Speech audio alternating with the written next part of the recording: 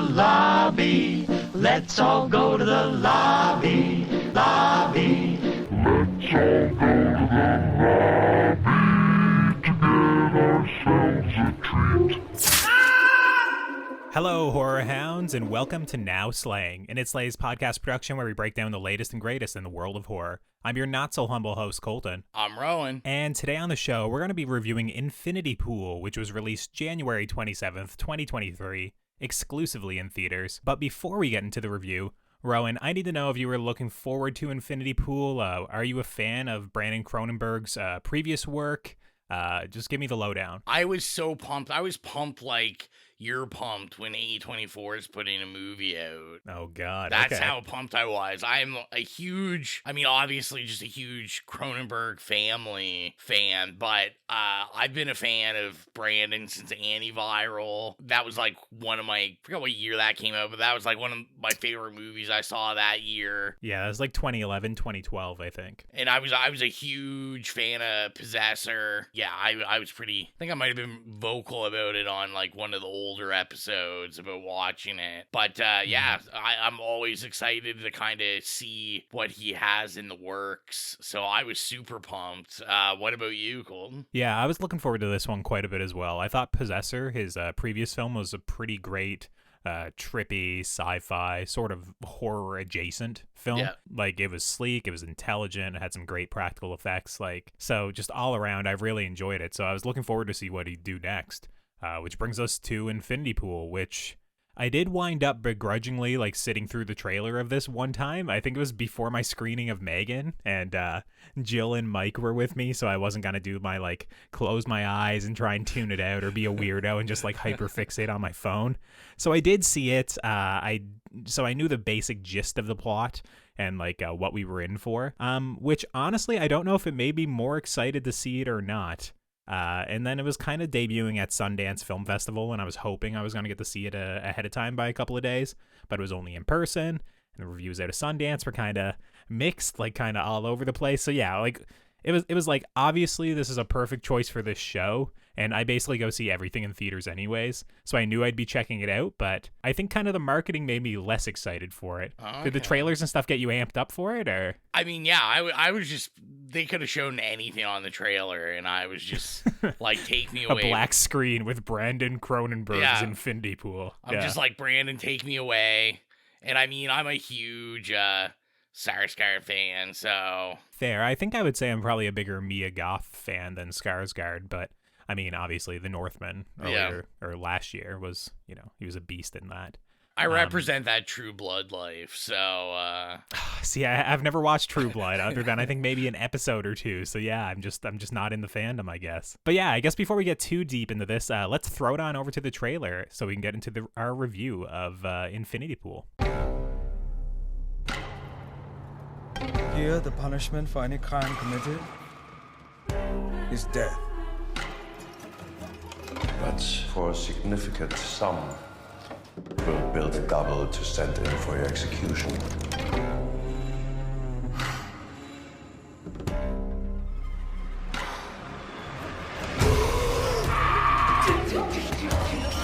It's like a new skin working itself into place.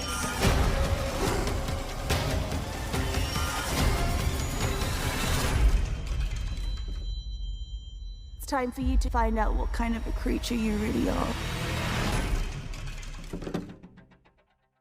What you just heard is from Infinity Pool, written and directed by Brandon Cronenberg, and the story is as follows.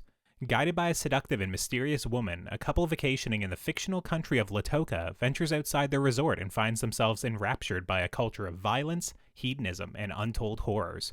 But a fatal accident soon leaves them facing a zero-tolerance policy.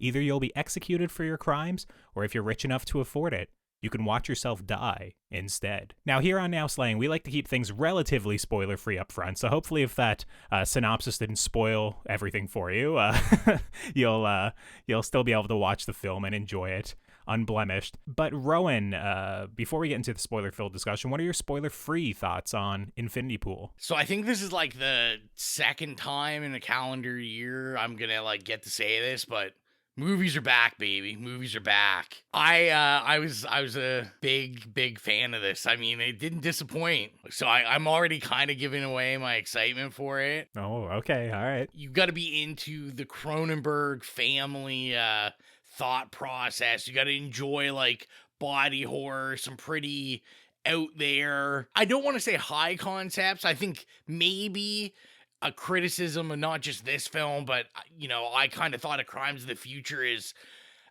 they definitely have concepts that I think maybe they think is a little smarter than it actually is. Yeah, I kind of get that a little bit. Yeah. You know, to me, this is like a style over substance case where like Brandon Cronenberg is just so good, and he just continues to prove like why he really is like kind of one of the elite younger voices and auteurs of, you know, genre film right now. A little more, you know, you kind of said it with Possessor. Like, I think this also can be thrown in the category of a little more science fiction-y than horror, I would say. Yeah, they kind of operate in the same level where obviously there's some graphic stuff that happens and there are probably like jump scares or moments of horror, but straight up horror, it's a little bit more complicated, probably. You know, I thought it was kind of interesting. Like, you know, we'll get into all the details about it, but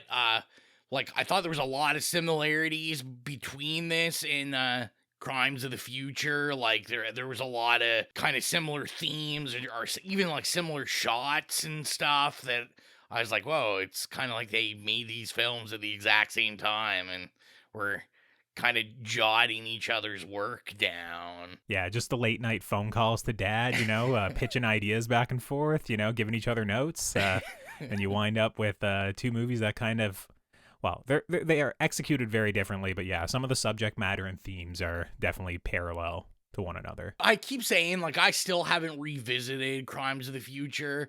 It's something I do plan on doing.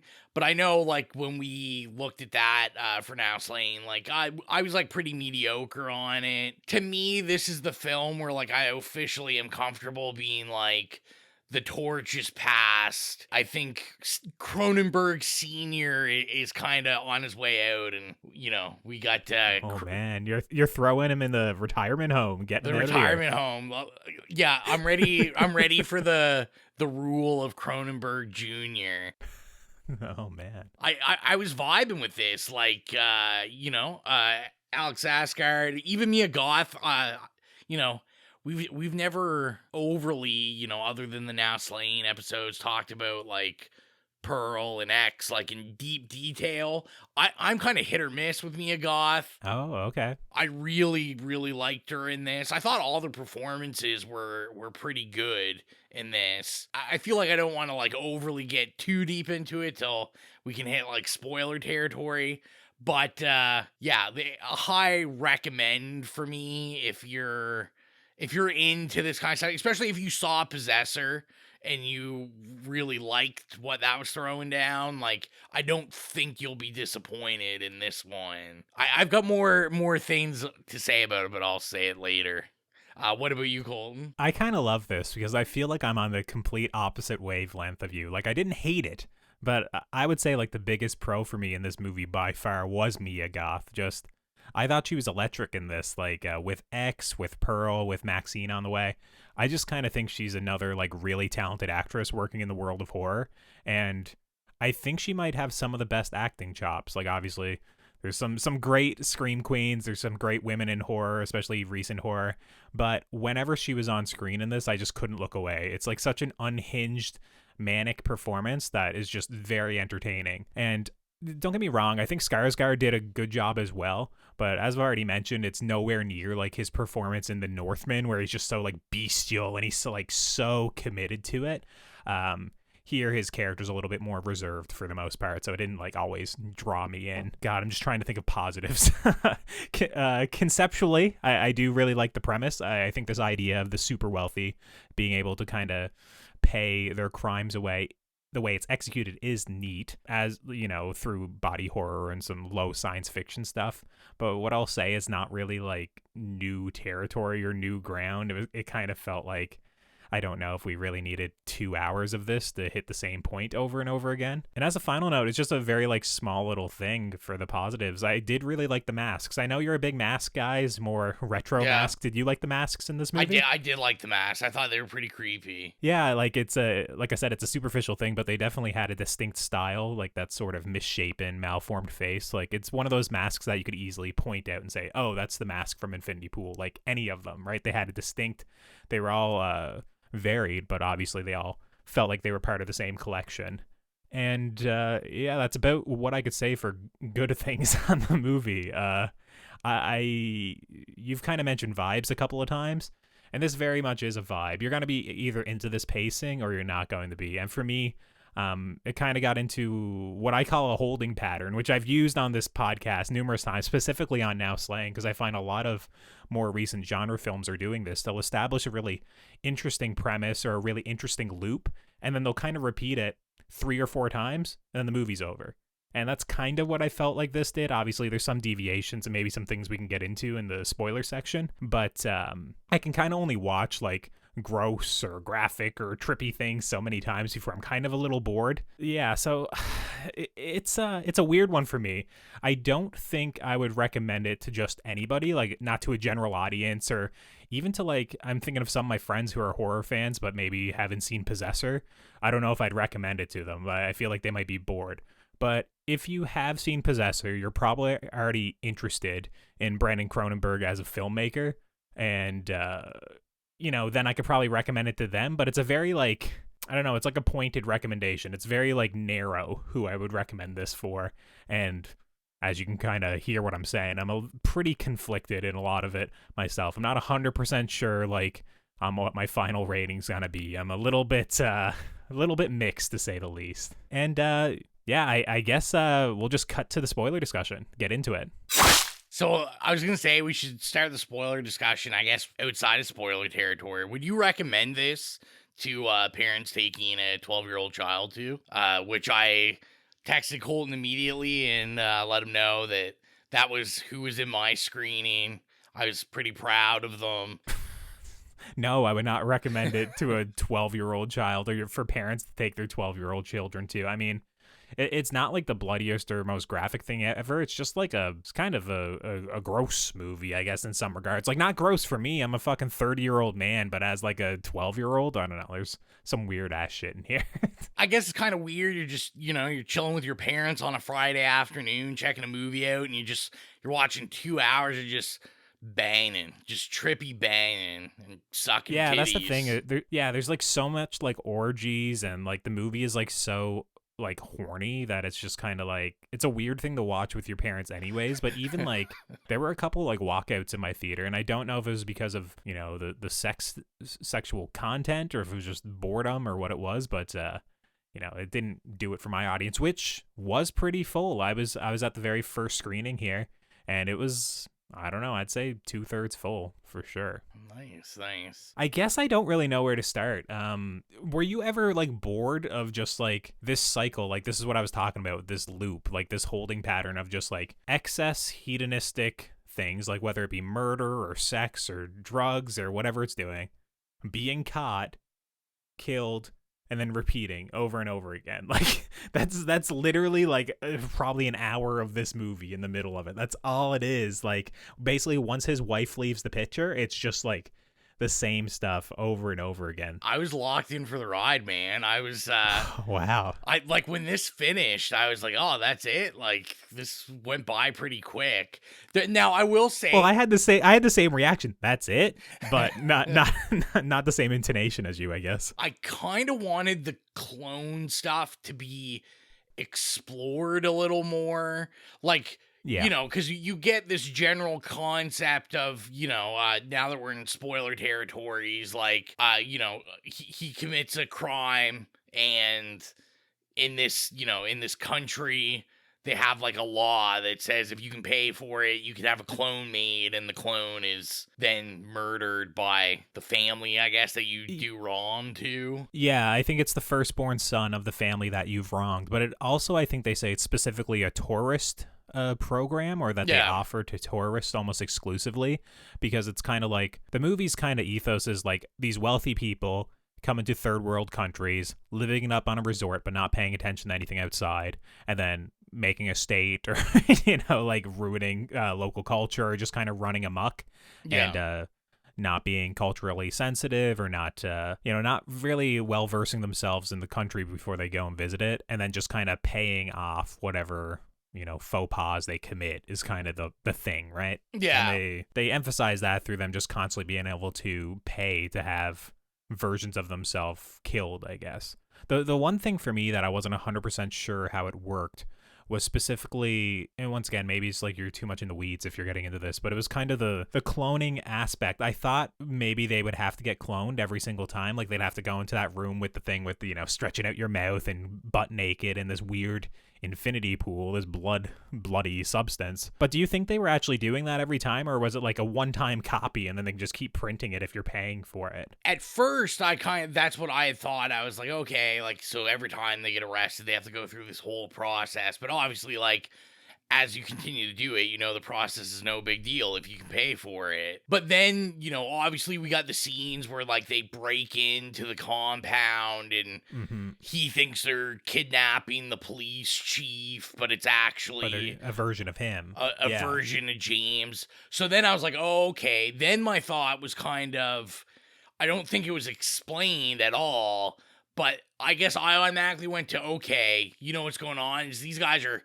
keeping like DNA records of these people, and like these people don't even really know that's what's happening. So I was like, I mean, we don't know why, the story never gets into it, but I was like, okay, then maybe they can just make these clones whenever they want without you knowing. So I don't know why they would do that. The movie doesn't give me any notion of why. I'll be honest, I just didn't care. Yeah, the only hints we really get is that literally like the wealthy people that are with James that are kind of tormenting him when we get to the third act of the movie, kind of belittling him and emasculating him, is kind of just that they printed different versions of himself. Like one is for him to bludgeon to death while he's like on a drug trip and beat up the guy who he thinks is the police commissioner. And then the other one is the version of himself right at the end of the movie that they refer to as the dog. Yeah. Just like this naked, bestial version of himself that they've probably been kicking and mistreating and whatnot, with kind of like one job, just to kill James, I guess. Yeah, I don't know what to really say about this movie. Hopefully you have some points to discuss. Yeah, before I kind of got on tangent there, what I was saying is like, I guess for a little bit I was kind of interested, and I think he did this purposefully because I think everyone's mind initially goes to, oh, wait a second. And, they bring it up in the movie. They're like, are you or are you the clone? And with the mask, so I kept thinking, I'm like, okay, what's going to happen? I'm doing the prediction now. And I'm like, oh, okay. So every time this happens, it's actually going to be a different clone of him that you think is him. And then I thought the masks were telling me like, oh, we're going to start seeing like imperfections in the copies. Yeah, which I think would have been a way cooler movie, personally. Well, and I feel like, but then at the end, I kind of thought, I was like, okay, well, I feel like maybe he didn't do that because that's what everyone probably thought. And then he was just like, oh, you know what? I'm not gonna like get into that, like, because it's an obvious thing. But I felt maybe that could have added like just some more layering to it. Because I think there was a lot of things there to pull at. Like, we had the whole thing at the beginning about, like, the locals, and it's, like, the activism act, where he's, like, ruining the beach with his motorbike and all that. Yeah. And, we get all this kind of exposition about, like, oh, it's a very dangerous place. That's why you're, like, in these resort compounds. But we never actually explore where they are. No. Like, why is it important that we know there's like this kind of rebel activist group? Like, we don't know the importance of them. Yeah, the most dangerous thing we see is that you might get an like unwanted hand job by Mia Goth if you venture outside the gates. That's the most dangerous thing, Yeah, well, so I was just like, oh, that's kind of weird. They didn't, really explain that. Like I said, it's a vibe, man. It's a vibe. I cared about them for like 10 seconds, and then I was like, yeah, I don't really care. And I mean, most of the reason I didn't care is because this score was fucking incredible. Yeah, so that's the thing. I don't know if I noticed the score much, or if it's just kind of like I have this idea in my head of what the score is, but I don't know if it's accurate. Like, I'm thinking of this weird, trippy, synthy noise, but it's kind of like I honestly don't even know if that was the score or not. It's just kind of washed over me, I guess. I'm interested to listen. Like, I saw on Spotify, like the score is up. They It's have up. it out. Okay. So I'll probably take a listen tonight because I'm always interested. Like you said, like, is the score good because it's with the visuals, or is the score good as like a standalone? With the visuals, I thought it really worked. I like the visuals, just the trippiness of it. I enjoyed. I guess that kind of sounds weird. Enjoyed, but like I really didn't mind like the horniness of it. I kind of expected it, to be honest. Yeah, I mean it's very apparent right from the Yeah. very beginning of the movie that it's gonna be a horny movie. I mean, just the way like Mia Goth is fawning all over the actor guy, you know, and just the little touches and the little advances near the end of the movie. The beginning of the movie. It's so obvious that we're heading in that direction. Like I said, kind of in the spoiler free zone. I think what could scare people away from this is kind of, you know, like I said, I think it's a Cronenberg family issue. Is I think they always are really good at marketing their stuff. Like, these are real high concept like ideas, and it might be challenging. Whereas, like, I think that could scare people away from it, being like, oh, it's gonna be this like real artsy out there, but like it's really not. It's well done, but like the ideas are pretty simple. It's not asking you to think overly hard. He just wants to take you on like a visual and sonic ride. Yeah, and I agree that that's probably more so what they care about. They care more about the vibes than they care more about just kind of hammering home one theme. It's just, I don't know. I can only watch so many like surprise hand jobs and mal-shaped or nipple play or weird drug-induced orgies before I'm just kind of, I don't know. I'm just bored by it all. It's weird because I'm not trying to say I'm like a prude or anything. It's just like it doesn't really do much for me. Like when I'm watching, I'm like, sure, we've been watching this orgy and their faces are kind of changing into the masks and they're changing back to almost like fleshy representations of the mask. And I've been watching this for 3 minutes now and I'm kind of like, what is the point? It's weird because in Possessor, I felt like a lot of the trippy visuals and stuff really worked with kind of like the mind jacking thing, like the body jacking thing, Yeah. like, and technology being so involved in it. In this, I was kind of wondering more like why it was still like appearing as like glitchy and really just so sterile and so like sleek at times, where I was like, just, I don't know why this movie warranted. Like, obviously there is a very slight sci-fi angle to it, but it's I don't know. There was just aspects. I guess it just didn't work for me. It just didn't work. Yeah, I mean, like I said, I think if anything, I came out knowing, I was like, this is gonna be, I think, pretty like divisive film. Like, you're either gonna be with it or you're not gonna be with it. You have to be into like the style over substance part, I think, heavily for this to work. Yeah, this just feels a lot like Crimes of the Future to me, whereas like I think like obviously they are different movies, but it's just like, once again, people that like Crimes of the Future, like they really like the vibes, or they really like a performance, or they really like conceptually like what it's saying. Not so much the movie itself. It's just like they like the vibes. And that's kind of like this movie as well. And I didn't like that one very much. I don't like this one very much. You kind of mentioned earlier about where you thought this movie was going. Just for the body horror aspect, I was like, what happens when you put two people in the infinity pool? What happens when you put the group of, you know, rich people that are committing all these crimes and wreaking havoc across your country in the pool? Are they going to come out like a misshapen, fucked up blob? Like, you know, is it going to be like Society or something, or The Brood or something, like all over again, all these hands and arms? Yeah. And honestly, to some degree, I did kind of want to see that. I think it's like probably an easier or less artistic way where it's like, oh, these ugly people, like their insides are now reflected on the outside. Look how monstrous they are. But I don't know. I just kind of wanted to lead to something. Like, I don't think the actual infinity pool itself, other than being a namesake that this is how Mia Goth and her husband discovered, you know, this aspect, and then like an infinite pool of money that these rich people have that they can constantly do this, and then, you know, pool of genetics that this will be passed down, you know. It's just like, I don't know, I kind of wanted there to be something monstrous or some bigger payoff at the end. Like Alexander Skarsgård just accepting that he's gonna sit there and he's not a wealthy guy and he's just gonna sit in the rain is not like a huge payoff to me, I guess. Yeah, well, and I thought we were gonna get the giant a giant blob monster, like, Yeah, flesh cube, this big gross thing, yeah. because like when they all get caught and then the police chief's like, oh, I got an idea, like, let's have some fun, and I'm like, all right. And like I said, Here we go. I Yeah. was really taking a lot of cues of what I thought was coming, like, from the masks, because I kept being like, oh, like, these masks probably mean something.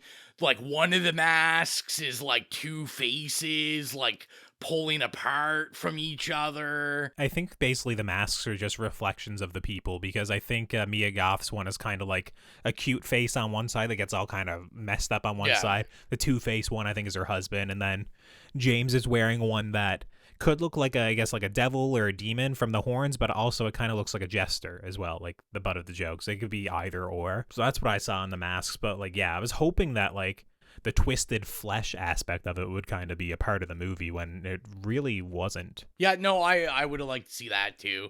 I mean, my biggest note on this, like I said, going in as someone who doesn't, like, I respect Mia Goth. I don't think she's terrible. I just, like, Dude, how can you watch Pearl and even have that idea of, like, she would be a bad... Like, I mean, I know you're not a big fan of Pearl, but I mean, just the performance is, like, incredible. Well, and I was so going to say, good. if anything from this, I came out and I'm like, man, like, we need to treat her right. We need to make sure that she's always in good movies. I've been a fan of her since A Cure for Wellness, I think, in, like, 2014 or 15 or something, so I'm just saying we need to sooner than later. Just give me her Oscar. Just do it. Yeah, she was like a very big highlight of this. I mean, like I said, I'm really interested. You know, we're talking about it. I'm interested. I can't wait to like hear everyone else's opinions on it. I feel like I'm on the end of the spectrum of this where I wasn't for Crimes of the Future. Where other than you and me, it seemed everyone else I talked to was like, oh, I fucking love that movie. And yeah, it is quite well revered, yeah. Yeah, and I was like, I just don't get it. Like, I thought it was, like, boring. I just didn't have a good time with it. And so now I feel like I get to be that person this time. And then, you know, call you and everyone else just big idiots. So... I'm certainly not an idiot. It wasn't too highbrow of a movie for me to understand, you know. But yeah, it's just kind of, I was in for probably the first 15 minutes, as obviously they set up the premise and the cloning and kind of a little bit of, you know, that surprise reach around.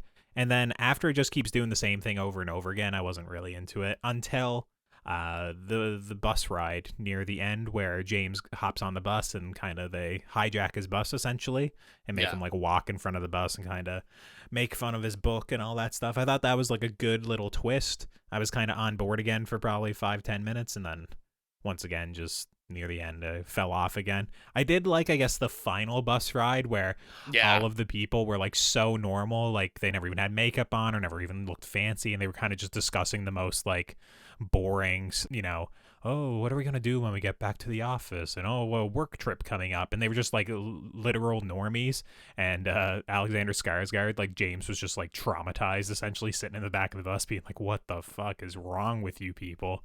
I did like that was a cute shot for sure. Yeah, I was gonna say I had that down as a mental note. It was another like subdued but really great part, like for Mia Goth, where you've seen her so crazy and just on 100,000 the whole movie, and then just, you know, to see her in like a sweatsuit talking about like paying a guy that worked on their garage when they get home. Yeah. I just thought that was a great scene. Yeah, well, I'm kind of racking my brain. I don't think there's anything else that I wanted to mention that we never mentioned. Or did you got anything else to mention before we get into scoring this? No, I don't want to say like too much because, you know, I said I think people should go see it. So if you're new to the podcast, our review rubric is nay, okay, yay, or slay. So Rowan, it seems like you're sucking on the bloody teat of Brandon Cronenberg, but what would you give Infinity Pool? I'm not just sucking on bloody teeth. I'm sucking on like what's the thing that comes out of her out of her nipple. It's like some weird stringy thing. Oh yeah, it's like a good like 3 or 4 inches that just squirts Yeah, out of it. it's just all in my mouth. Yeah, I'm gonna give it a slay, man. Oh my god, I'm gonna give way. it a slay. I like really, really fuck with it. Like I'm already like, I think I might have to go see it again like next week. Oh my god.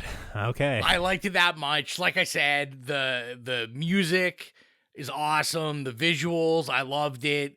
You know, the color palette in my wheelhouse. And yeah, I really liked it. Like I said before, I was vibing with it. The story was kind of secondary to me.